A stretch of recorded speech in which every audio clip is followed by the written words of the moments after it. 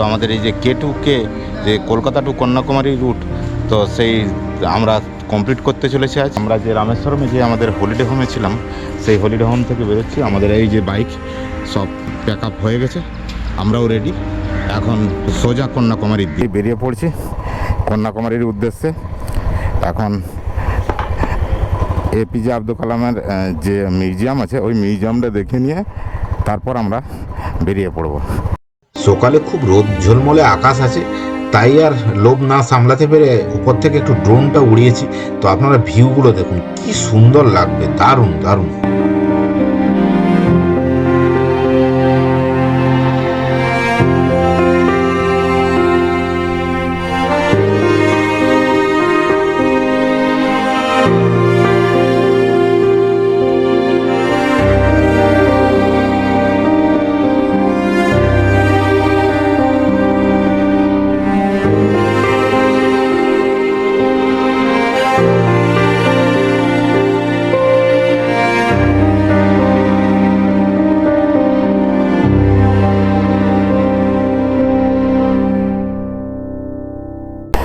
এটা হলো আব্দুল কালামের মিউজিয়াম। বাড়িটা আমরা আগেই দেখেছি, ওই যে দেখুন একটা রকেটের ছবি দেওয়া আছে, ভিতরে মিউজিয়াম। ওপেন হয়েছে কিনা সেটা এখন জানার, ওপেন না হলে আর এখন দাঁড়াবো না, এখন বেরিয়ে যাব। এই বাইরে থেকে দেখেই চলে যাব। এই হলো আব্দুল কালাম, আমাদের যে স্পেস সায়েন্টিস্ট এবং আমাদের প্রাক্তন মানে রাষ্ট্রপতি। এই যে আব্দুল কালামের যে মিউজিয়াম, এই মিউজিয়াম 9টা থেকে 5টা পর্যন্ত খোলা, এখন বন্ধ হয়ে আছে। আর এতক্ষণ ওয়েট করব না, এখন আমরা বেরোচ্ছি কন্যাকুমারীর দিকে। তো চলুন, সামনেই পড়বে পাম্বান ব্রিজ, তো দেখানোর চেষ্টা করব। এই আবার আমরা পাম্বান ব্রিজে এসে গেছি। এই হলো এদিকেরটা হলো ট্রেনের ব্রিজ, আর ওই নিচে দেখা যাচ্ছে যে ট্রেন লাইনের এদিকেরটা মাঝখানেরটা পুরনো লাইন ছিল, তো ওটা এখন বন্ধ হয়ে গেছে। এখন নতুন লাইন ওইটা দিয়ে প্রায় রেডি, এটা ইলেকট্রিফিকেশান হয়েছে। এদিকে সিনটা একটু দেখুন, সত্যিকারে দারুণ। পুরো ব্রিজ, আর এইদিকে হলো ট্রেনের ব্রিজ। তো আমি তো গত ভিডিওতে দেখিয়েছি, সেই জন্য আর এখন আর বিশেষ ভিডিও করছি না। এই রানিংয়েই একটু তুলে নিয়ে আমি বেরিয়ে যাচ্ছি।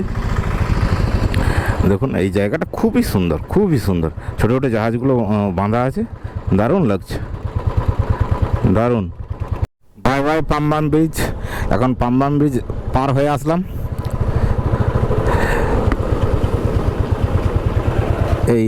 এই লাস্ট পয়েন্ট। এখানে প্রচুর বৃষ্টি হয়েছে, এক্ষুনি একটু আগেই বৃষ্টি হয়েছে, দেখছেন? পুরো এদিকে সমুদ্র, বাঁদিকে এবং ডান দিকেও সমুদ্র, দারুণ। তো চলুন, এখন সোজা আমাদের 50 কিলোমিটার যেতে হবে। তো সেখানটায় যাই, তারপর সেখান থেকে আবার কোন দিকে রাস্তা বলে সেরকমভাবেই যাব। আপনাদের সব আপডেট দিতে থাকবো। সত্যিকার এই জায়গাটা, পাম্বান ব্রিজটা সুন্দর, কারণ যাওয়া আসায় দেখে মুগ্ধ হয়ে গেছে। দুদিকে সমুদ্র, মাঝখান দিয়ে রাস্তা। অধিবাসীরা সব মাছের উপরেই ডিপেন্ড করে বেঁচে আছে, যে সাধারণ লোক। তবে কিছু কিছু আলাদা প্রফেশনও আছে, তবে মাছের বিজনেসটার জন্য বিশেষ করে। এদিকে প্রচুর মানে ফিশিং বোট আছে, ছোট ছোট ফিশিং বোট। এখান থেকে কন্যাকুমারী 274 কিলোমিটার, এবং ম্যাক্সিমামটাই তার মানে হাইওয়ে থাকবে না, সেই জন্য টাইম একটু বেশি লাগবে। সামনে বৃষ্টি হচ্ছে মনে হয়, আমাদের কোথাও দাঁড়াতে হবে। পুরো কালো করে বৃষ্টিটা এই ট্যুরটাকে আমাদের এমনভাবে হেফাজত করছে, প্রত্যেকবারে হ্যারাসমেন্ট। এখান থেকে মাদুরাই ডান দিকে 120 কিলোমিটার। তো আমরা তো মাদুরাই যাবো না, আমরা কন্যাকুমারী যাবো। তো তাই সোজা আচ্ছা, রামেশ্বরম থেকে প্রায় ওই 52-53 কিলোমিটার মতন এসে আবার বাঁ দিকে ঘুরতে হবে। ভালোই বৃষ্টি হয়েছে, পুরো জল দাঁড়িয়ে গেছে চারিদিকে। আমরা কিন্তু কন্যাকুমারী কোস্টাল রোড ধরেই চলেছি, কেন কোস্টালে এই ধরনের কাঁটা গাছ একদম রাস্তার দুদিকে দেখা যাবেই। এখন 10:45 বাজে, আর আমরা ব্রেকফাস্ট করতে দাঁড়ালাম।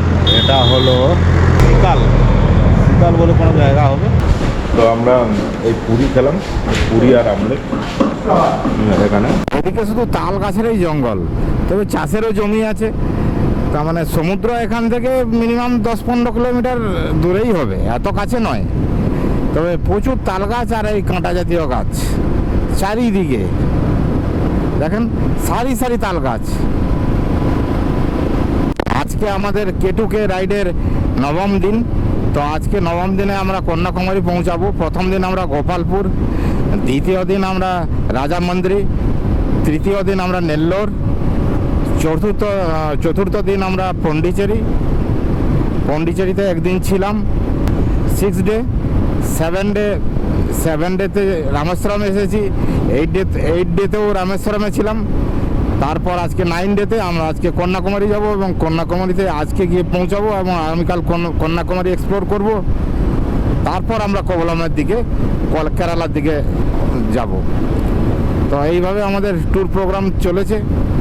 আর এখন চলেছে গ্রামগঞ্জের ভিতর দিয়ে, হাই রোড নয়, ন্যাশনাল হাইওয়ে, তবে সেভাবে বড় নয়, সিঙ্গেল রাস্তায়। তবে রাস্তা ভালো, মোটামুটি স্পিড মেনটেন করা যাচ্ছে।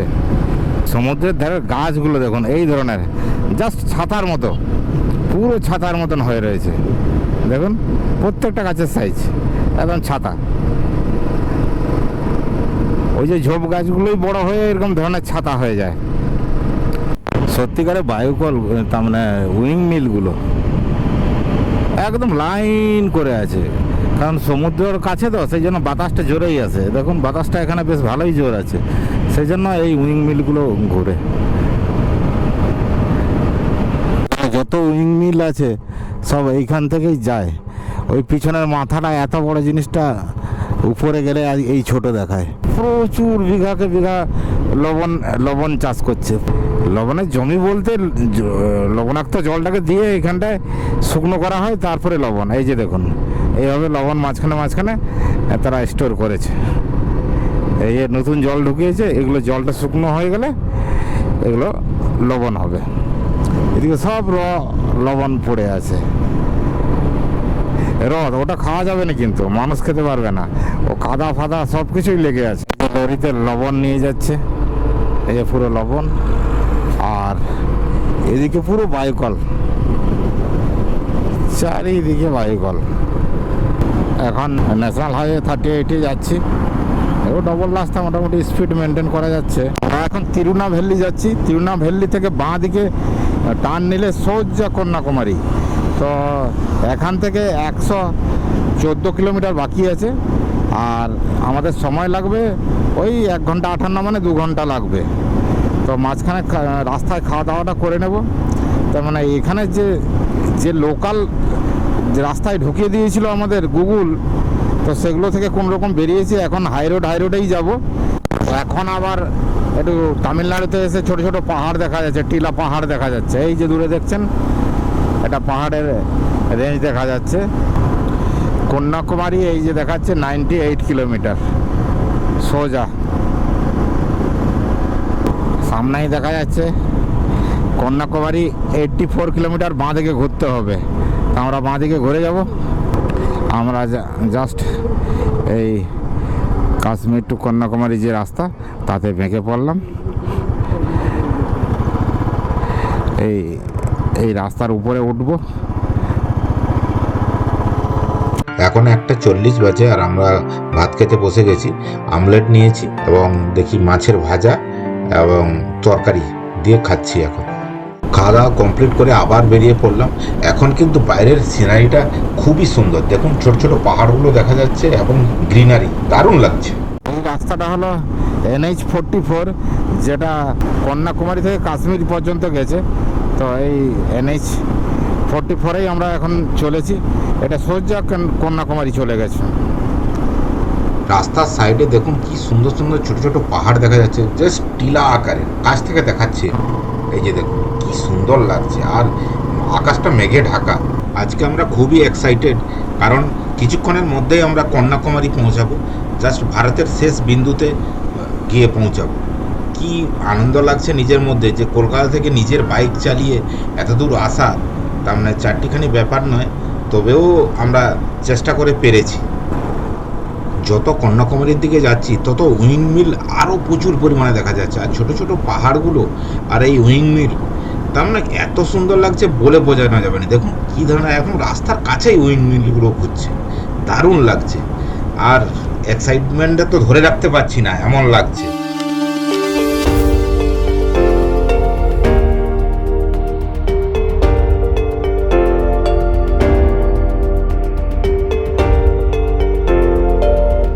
কন্যাকুমারী আর 11 কিলোমিটার বাকি আছে, তো আমরা জাস্ট কন্যাকুমারী ঢুকবোই এক্ষুনি। এখন শুধু কলার বাগান আর নারকেলের বাগান খুব ঘন আকারে দেখা যাচ্ছে, আর এখানে হেলমেটের তো কোনো গল্পই নেই, কেউ হেলমেট পরে না, সব খালি মাথায়। জাস্ট কন্যাকুমারী ঢুকছি আমরা, আর 1 কিলোমিটার বাকি আছে কন্যাকুমারী। তো এই NH-44 জাস্ট কোভলাম রোডে গিয়ে শেষ কমপ্লিট হয়, জাস্ট সেখান থেকে আমরা বাঁদিকে একটু ঘুরলেই আমাদের হলিডে হোম। তো নিচ থেকে এই যে ব্রিজের নিচে এটা ট্রেনের লাইন, সুন্দর জায়গা কিন্তু বেশ ভালো লাগছে। আর রোদ ঝলমলে আকাশে, ওই যে ট্রেনের কন্যাকুমারী স্টেশন বা কারসেট মনে হয়, তো ওখানেই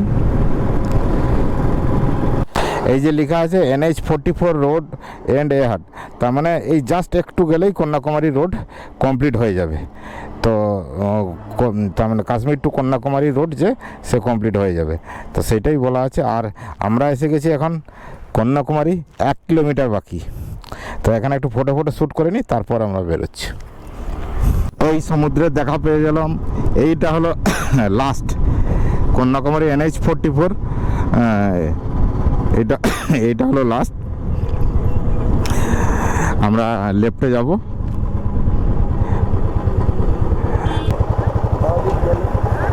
না ডান দিক, এই যে সমুদ্র।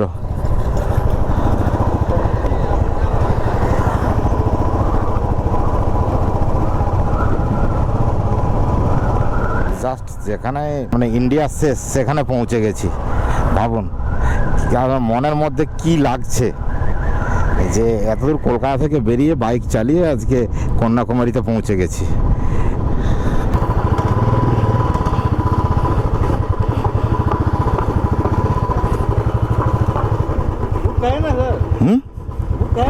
बुक है, पार्किंग किधर करें?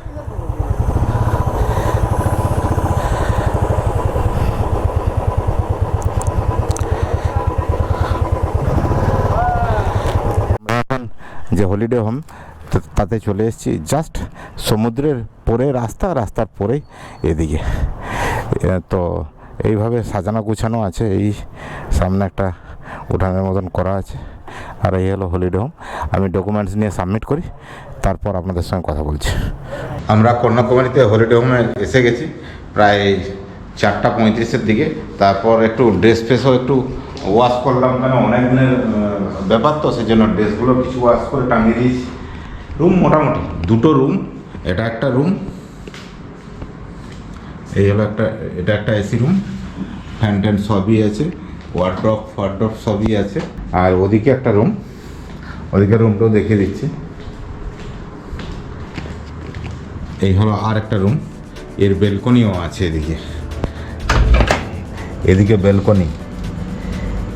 তো দুজন কি 4 জন আসলো আরামসে। এটা 4 বেডেরই রুম, তো আমার ডবল বেডের রুম ছিল না বলে আমি 4 বেডের করলাম। তো এইভাবে আজকে আবার একটা বড় কাজ করে নিয়েছি, যেটা প্রবলেম ছিল যে আমি কলকাতা থেকে মোবিল চেঞ্জ করে এসেছিলাম, এখানে মোবিল চেঞ্জ করতে হবে। তো মোবিল চেঞ্জটা ঠিক প্রপার জায়গায় এখন ভালোভাবে করিয়ে নিয়েছি। এখন এসেছি, এখন ডিনার নিয়ে এসেছি ক্যান্টিন থেকে, এখন ডিনার করবো এখানে। তো আর ভিডিও না বাড়িয়ে এখানে আমার ভিডিও শেষ করলাম। দেখা হবে নেক্সট ব্লগে, বাই।